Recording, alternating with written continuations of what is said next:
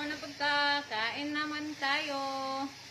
Ulam is paksiw. Yung niluto ko pagkahapon. Paksiw. At saka ayan. Yan ang ulam ko. Tama na to. Pang ano lang. Pang tanghalian. Basta may maano lang sa tiyan. Diba?